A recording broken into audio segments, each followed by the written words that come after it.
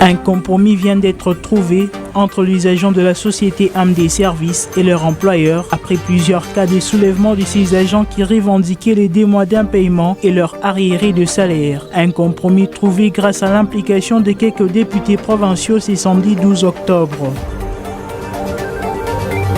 L'incursion de miliciens Bakata Katanga à Lubumbashi a provoqué quelques dégâts, dont des blessures graves de militaires qui tentaient de repousser ces miliciens. Sur ces, le vice-gouverneur du Haut-Katanga a effectué une visite à l'hôpital où sont internés ces policiers. Par ailleurs, le gouvernement provincial du Haut-Katanga a remis des jeeps à la police nationale congolaise pour limiter les incursions dans le Haut-Katanga. Le détail, vous les aurez dans ce journal. Mesdames, Messieurs, bienvenue dans ce journal. Au cours de ce journal, nous aurons un invité avec qui nous aurons à échanger sur la mission d'itinérance du gouvernement provincial à Kassaji. Il s'agit de Pascal Panga qui était notre envoyé spécial au cours de cette mission. Pascal Panga, bienvenue. Merci Raphaël. Je reviens à vous, Mesdames, Messieurs. Depuis un certain temps, la ville de Kolwezi enregistre plusieurs cas de soulèvement des agents de l'entreprise AMD Services. Une solution vient d'être trouvée entre l'employeur et les employés grâce à l'implication de quelques députés provinciaux ce samedi 12 octobre 2019 au bureau de l'Assemblée provinciale. Patient Kabamba. Les soulèvements des agents de l'entreprise MD et dans la concession de l'entreprise Chemaf a produit des fruits. Au cours d'une réunion tripartite entre l'entreprise Chemaf, MD et quelques députés provinciaux, l'entreprise MD a promis à ses travailleurs de régulariser leur situation dans un bref délai. Avec notre partenaire Chemaf, nous avons déjà trouvé un terrain d'entente et nous avons déjà des solutions par rapport à l'objet qui nous a réunis aujourd'hui. Nous sommes en train de travailler sur la finalisation. Donc nous sommes en train d'envoyer toutes les recommandations à nos sièges à Lubumbashi. Et nous espérons vivement que d'ici le début de la semaine prochaine, nous aurons trouvé et finalisé les calculs et tout ce qui va avec les travailleurs. Pour sa part, l'honorable Gaston Mouchid, chargé de ces dossiers, appelle les travailleurs en ces termes. Solution au problème des ex-agents chez MAF. Les partis ont pris 3 jours pour aller travailler et se concerter avec la hiérarchie.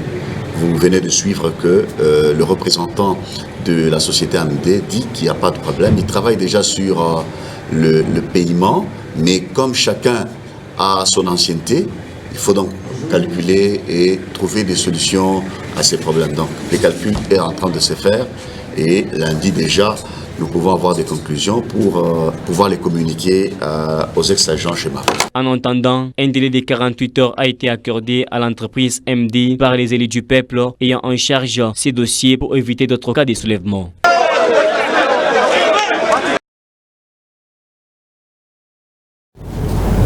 Quittons la province du Lualaba pour le Haut-Katanga qui a d'ailleurs connu ce vendredi 11 octobre un avant-midi très agité de suite d'une incursion de Maï Maï à Luowoshi dans la commune annexe. Le ministre provincial de l'Intérieur s'est rendu sur place. Notre correspondant depuis Lubumbashi nous en parle. Suivez.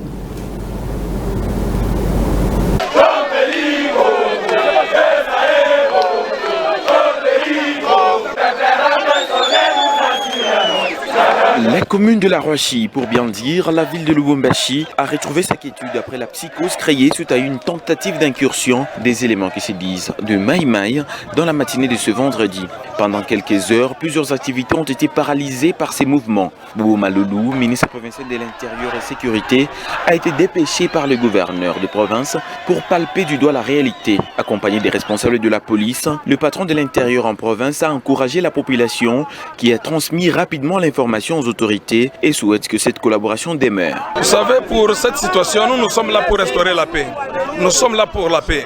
Tous ceux-là qui veulent un peu donc mettre notre population du Haut-Katanga dans une inquiétude, nous serons là pour les arrêter, pour les traduire en justice, parce que ce mouvement insurrectionnel est prohibé dans notre pays. Le bilan actuellement, il y a 6 éléments Bakata Katanga qui sont morts sur place, 4 éléments de la police qui sont gravement blessés. Bobo Maloulou Kalungwe a en outre demandé à la population d'évacuer librement ses occupations, la situation étant maîtrisée. Il a par ailleurs effectué une tournée dans plusieurs quartiers de la ville pour se rendre compte de la situation sur terrain. La situation qui reste calme, mais la population est appelée à la vigilance. Toujours sur le même sujet, les militaires gravement blessés par ces affrontements ont été acheminés à l'hôpital du Cinquantenaire. Le vice-gouverneur du Haut-Katanga, Jean-Claude Canfoy, les a rendus visite. Suivez. C'est un vendredi particulier. Il a connu l'incursion dans la ville de Lubumbashi par la commune de la Rouachi de Bakata Katanga, munie des armées blanches.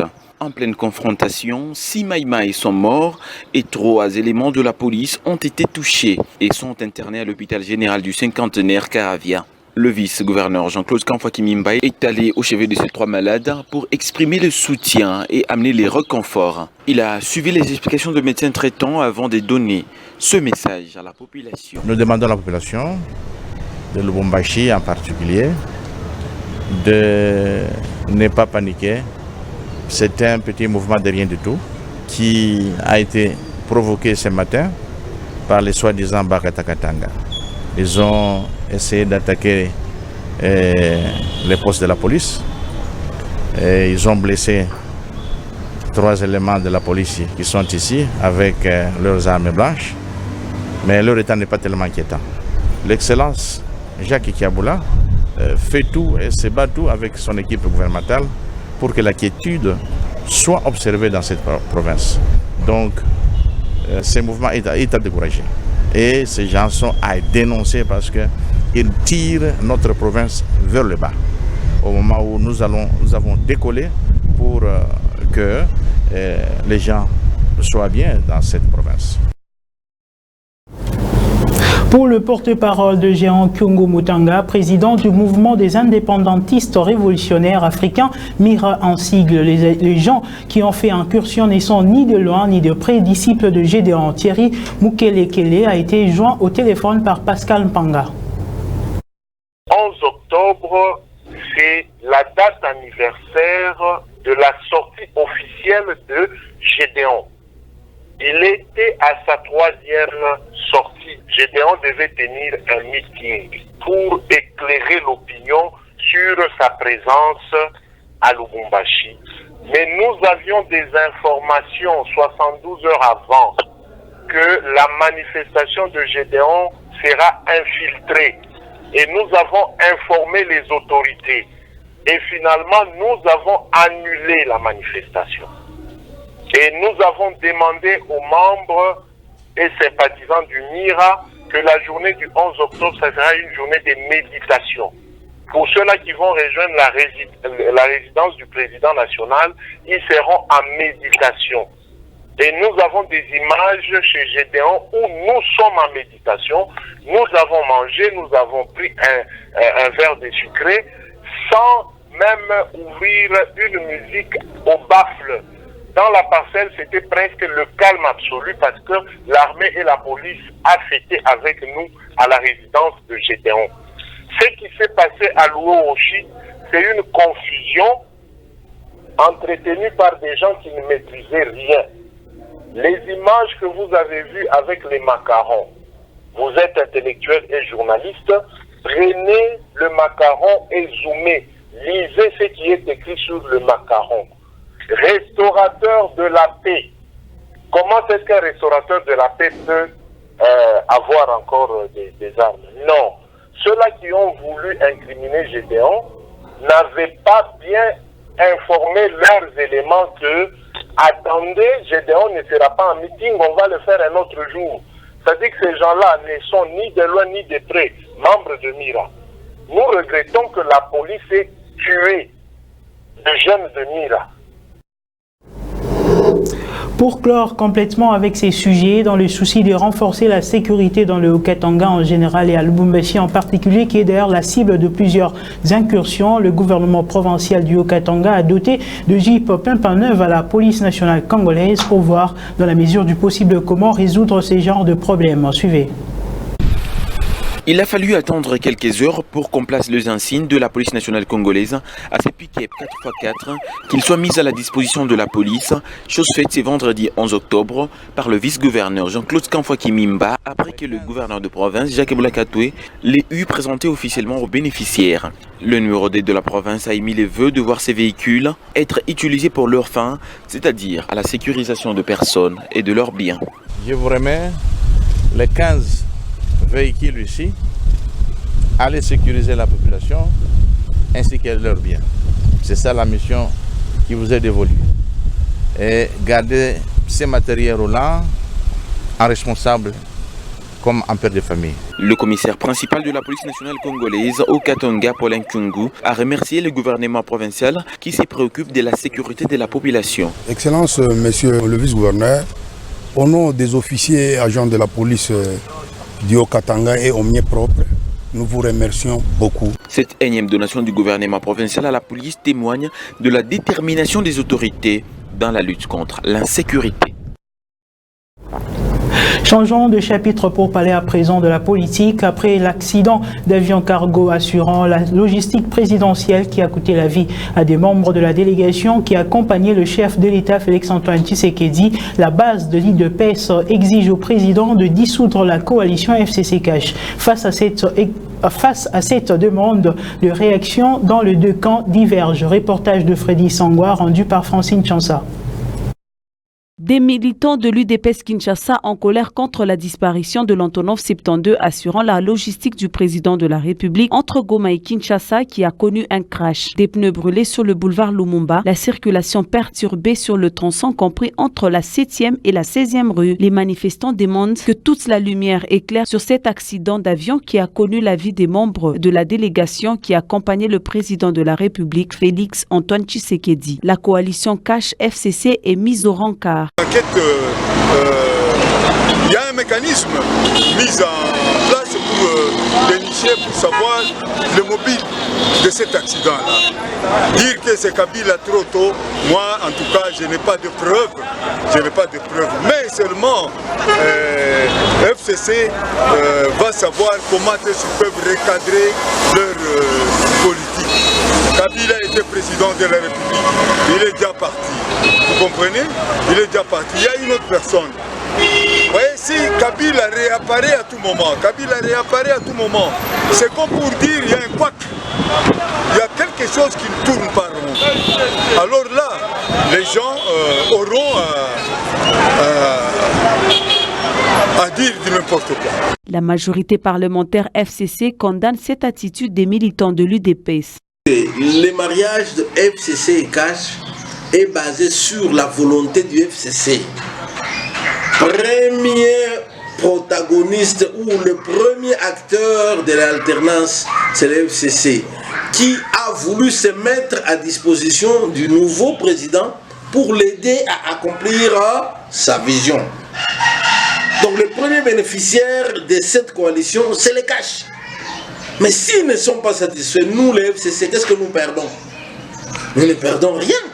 Le peuple nous a vus démocratiser le pays, être accusés de tous les maux, ensuite organiser de bonnes élections par lesquelles eux ils sont arrivés au pouvoir. Si aujourd'hui ils ne veulent pas de notre aide dans la gouvernance du pays, nous allons gouverner, eux ils vont présider et nous allons aller nous présenter aux urnes dans 4 ans. La société civile a aussi sa lecture. consternation, nous présentons nos condoléances les plus attristées pour nos compatriotes congolais qui ont perdu leur vie. Et nous déplorons la perte de cet avion parce que c'est un patrimoine et ça demande encore un coût élevé à l'État congolais pour se procurer encore un avion. Mais nous pouvons dire à tous les deux parties qu'ils ne peuvent pas se laisser emporter par des mauvaises idées, par des mauvais raisonnements. Mais on doit vraiment que même tout ce qui peut arriver, nous pouvons chercher à régler les problèmes, à trouver des solutions et non nous laisser emporter par certaines idées de personnes qui sont parfois mal intentionnées ou qui ont fait une mauvaise analyse, une mauvaise interprétation. On ne peut pas accepter que cette coalition qui a mis aujourd'hui la paix en RDC, que nous estimons que cette collaboration prouve à suffisance même à travers le monde que les Congolais peuvent se mettre autour d'une même table. Ceux qui étaient ennemis d'hier aujourd'hui peuvent être amis, mais c'est une grande leçon que nous devons apprendre tous. Et les gens, quand ils vivent ensemble, ils travaillent ensemble et ils voient que les intérêts du Congo sont une priorité que leurs intérêts privés. Il faut saluer, soutenir et encourager cette initiative. Signalant qu'au cours des manifestations, un bus de la société New Transkin en provenance du centre-ville pour Tchangou a été caillassé au niveau de la 7e rue. La circulation est restée paralysée pendant plusieurs heures. Au cours de sa mission d'itinérance effectuée dans la ville de Kassaji, le gouverneur de province Richard Mouyej a communié avec sa population sur plusieurs points. Cet échange est apprécié différemment par les habitants de cette partie du Lualaba. Pascal Mpanga. Après le passage de membres du gouvernement provincial à Kassaji, les discours tenus par le gouverneur au stade Ikuku restent marqués dans les cerveaux des plus d'un habitant, au point où certains sont à mesure de réciter toutes les actions et promesses faites par Richard Mouyej, telle une leçon apprise sur les bancs de l'école. Il nous a promis de l'éclairage public et de réduire aussi le prix des factures de l'électricité. Il a donné 2 véhicules à la mairie, ce qui est une bonne chose. Il nous a promis une cantine d'école, chose que nous apprécions. Il nous a également promis de construire un stade pour les jeunes. Vous savez, le sport divertit et le sport motive la vie. Le gouverneur nous a également promis de construire un aéroport. C'est une très bonne chose. Au lieu qu'il commence à atterrir à Kisenge, il y a une longue distance. C'est mieux que les avions atterrissent ici, dans notre ville de Kassaji. D'autres se sont limités à ne retenir que les promesses qui les touchent directement. Le cas des habitants vivant dans les maisons à toiture en paille. Pour cette catégorie, la plus grande promesse reste la cantine d'école promise par le gouverneur. Nous souffrons beaucoup avec nos maisons construites en paille. C'est difficile pour nous d'acheter l'école. Vraiment que le gouverneur nous aide. Si les uns font confiance aux promesses, d'autres attendent voir pour enfin croire. Qu'ils construisent d'abord pour que nous puissions accepter maintenant que Kassaji est réellement une ville. Cette mission d'itinérance du gouvernement provincial visait à permettre à l'exécutif de s'imprégner des vrais problèmes auxquels la population est confrontée pour y apporter des solutions idoines. Rappelons que c'est depuis sa réélection à la tête de la province du Lualaba, c'est la première fois que Richard Mouyej vient d'effectuer une mission d'itinérance à Kassaji avec les membres de son gouvernement. Pascal Mpanga, tu étais présent au cours de cette mission d'itinérance. Est-ce que cette mission a été vraiment bénéfique pour la population en termes d'impact visible? Merci Raphaël. Je crois que s'il faut que nous puissions évaluer cette mission d'itinérance, il faudra que nous puissions voir les impacts visibles sur le terrain. Et pour évaluer les impacts visibles, il faudrait que nous puissions partir de l'objectif en amont qui avait été fixé fixé pour cette mission, mais aussi voir les résultats sur le terrain. L'évaluation à 2 niveaux, ça veut dire qu'en premier lieu, nous faisons d'abord une évaluation à court terme. Eh bien, à court terme, au cours de cette mission d'itinérance, eh bien, nous avons vu l'impact dans différents domaines, notamment dans le domaine de l'éducation. On a vu le gouverneur Richard Mouyej inaugurer 2 écoles, la première au village Kayembe, la deuxième au village à Muchacha, où c'est Institut Muchacha qui a fait plus de 43 ans sans bâtiment, sans un bâtiment qui répond aux normes. Et en dehors de ça, également, il y a d'autres impacts sur le plan dans le domaine des transports. On a vu les bus être dotés à la population pour permettre la mobilité. Également, des chips qui ont été remises à la mairie de Lubumbashi, dont l'une donné au maire ainsi qu'à son adjoint. D'autres impacts, c'est la remise de ce matériel pour rendre fonctionnels tous les transformateurs qui étaient en chômage. Et déjà là, il faudra souligner que après la remise de ce matériel, l'équipe de la SNEL s'est mis déjà à pied d'œuvre pour commencer directement à remédier au problème de l'éclairage public. Déjà, c'est depuis hier que je crois bien que les travaux ont été clôturés pour éclairer toute la ville. Et sur le plan économique, il faudrait également souligner un impact vraiment très majeur parce que les membres du gouvernement provincial qui se sont déplacés, ils ont passé nuit dans les hôtels des Kassaji, ils ont mangé la nourriture des Kassaji, ils ont bu la boisson des Kassaji et toutes ces activités-là, elles ont été payantes. Donc les commerçants des Kassaji, en tout cas, ils ont été parmi les grands bénéficiaires. Maintenant, à long terme, là, nous dirons que cette mission a été bénéfique à la population des Kassaji si les promesses tenues par les gouverneurs vont être matérialisées. Parce qu'il a promis pas mal de choses. Il a promis la modernisation de la route allant des Kolwezi jusqu'à Dilolo, parce que le gouvernement lui-même, il est allé à part route, il s'est vraiment rendu compte de l'état dans lequel se trouve cette route ici. Et pour cela, il a promis que d'ici 3 ans, eh bien, cette route sera modernisée. Outre cela, une autre promesse, c'est la promesse de construction d'un aéroport moderne pour que les avions commencent à atterrir directement à Kassaji, et ce qui sera une bonne chose. Donc, à long terme, il nous faut là attendre que toutes les promesses faites par le gouverneur, qu'elles puissent se matérialiser. Mais aussi, l'impact qui sera, en tout cas, le plus grand impact à long terme, c'est que le gouvernement provincial puisse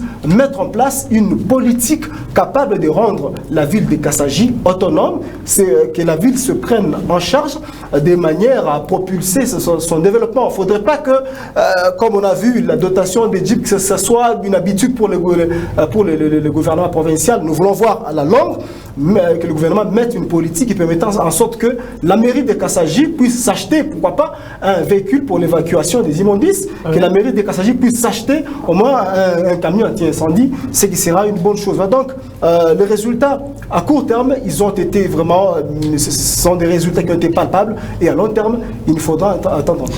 Pascal, parlons des infrastructures, parlons aussi de la mairie. Quelle promesse a été faite concernant la mairie de Kassaji sur sa construction?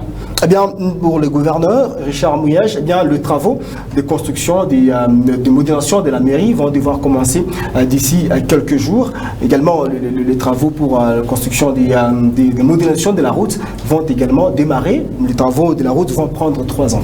Comme dit le Lalaba, n'est pas seulement Kolwezi, le Lalaba, c'est aussi à l'intérieur. Pascal, nous te remercions d'être passé ici sur le plateau de Wango Télévision. Merci Raphaël. Mesdames, Messieurs, c'est la fin complète de cette édition du journal. Merci à vous de nous avoir suivis. L'actualité reste en continu sur le www.wango.info. À très bientôt.